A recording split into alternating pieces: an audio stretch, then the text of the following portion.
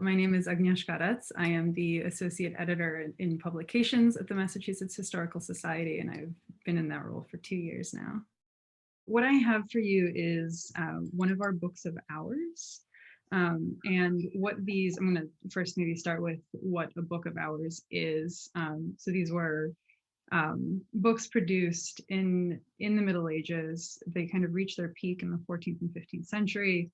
The one that I want to show you is from the 15th century. It's from Flanders, which is now kind of split between the Netherlands and Belgium.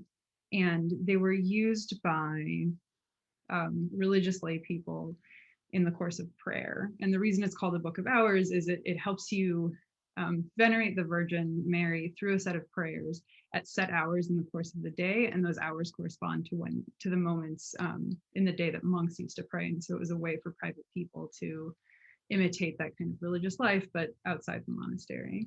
My training is in medieval history.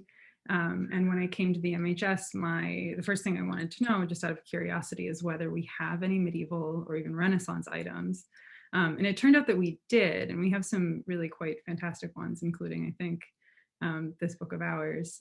But the other thing that I really like about this Book of Hours is its place in the history of book collecting generally, and in the book collections that come into the MHS.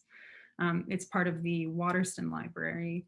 And if you look at the documentation on the Waterston Library, like in the MHS proceedings, in the book plates, you will find out that this collection was donated to us by Robert Cassie Waterston, who's a Unitarian minister in Boston in the 19th century.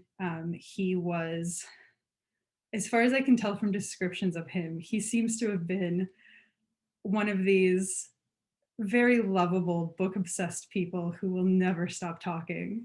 And even in the memoir that's published in the proceedings, his nephew has to bend over backwards to assure you that despite the fact that he would never use one word when three would do, that he was still a lovely man and very kind, and always opened his library to whoever was willing to come in and talk to him. And his library was considerable.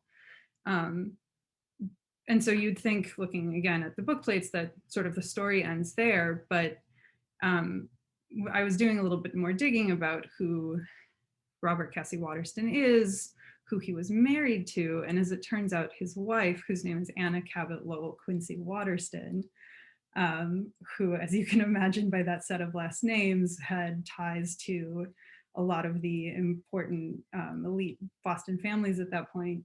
That she herself had actually really serious interests in the Middle Ages, and did this at a time when kind of the more formal training that I went through was not available to her, but she still is publishing on the Middle Ages and on her love of books in places like the Atlantic.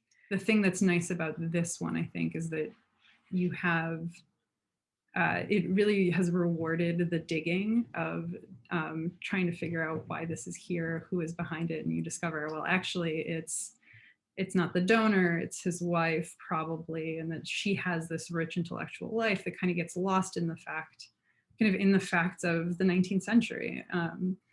And it's nice to be able to uncover that because, one, because it's true and she did do all of these things, but two, because she is herself completely book mad, and I'm sure that's part of the reason that their relationship worked.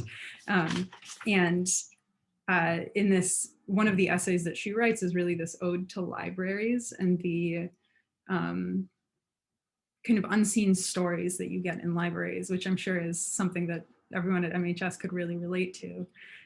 So if you'll indulge me, one of the things that she writes is that what is unseen forms the real value of the library. The type, the paper, the binding, the age are all visible, but the soul that conceived it, the mind that arranged it, the hand that wrote it, the associations which cling to it, are the invisible links in a long chain of thought, effort, and history which make a book what it is. And I think that's such a lovely encapsulation of what, how these documents, as much as they are records of a particular historical moment, also become records of more and more historical moments as they live these lives, both outside our collections and then coming into institutions like the MHS.